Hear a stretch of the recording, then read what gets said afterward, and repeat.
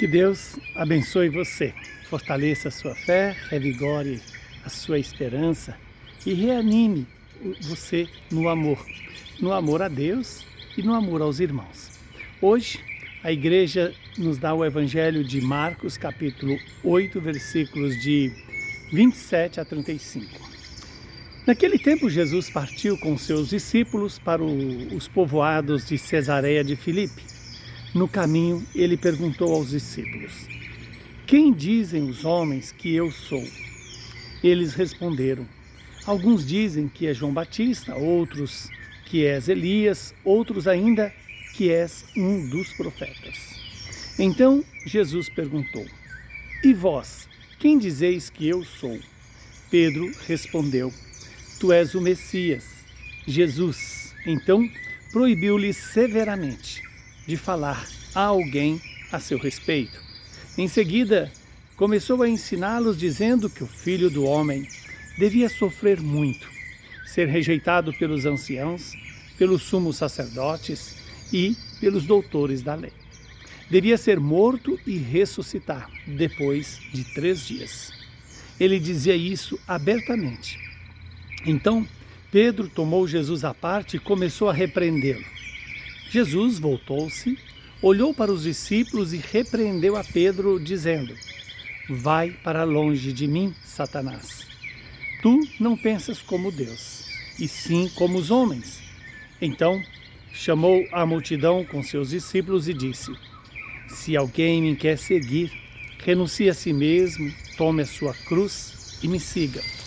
Pois quem quiser salvar a sua vida vai perdê-la, mas quem perder a sua vida por causa de mim e do Evangelho vai salvá-la." Palavra da salvação. Glória a vós, Senhor. Que esta palavra se cumpra na minha vida e na sua vida.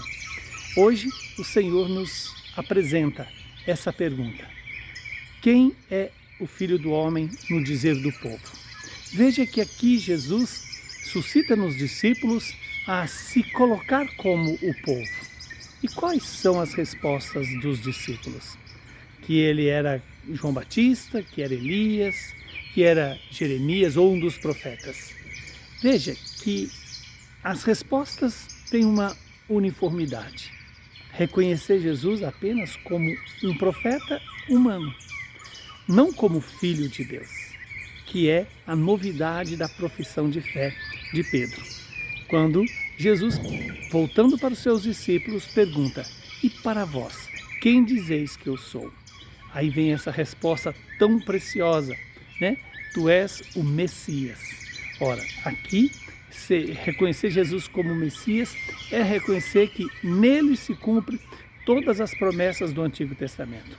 E ao cumprir todas as promessas do Antigo Testamento, eis que Jesus também faz presente aqui o começo da igreja, que no Evangelho de Mateus, Pedro será chamado, né? Simão, filho de Jonas. A partir de hoje tu és Cefas, pedra, sobre quem eu edifico a minha igreja. Aqui está algo que eu e você somos convidados a decidir. Se nós queremos um Jesus que nos satisfaça nas nossas perspectivas meramente humanas, ou se nós queremos um Jesus que de verdade cumpre as promessas do Pai e nos revela como quem é Deus e Ele como Deus. Que esta palavra então possa iluminar a nossa vida e nos dar essa certeza de que somos e temos em Jesus a revelação da Santíssima Trindade.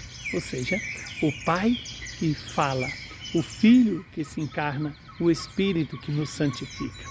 Estamos diante de uma palavra que decide a nossa vida. Mas para isso é preciso reconhecer que este mistério do Messias passa pela paixão, pela morte e pela ressurreição.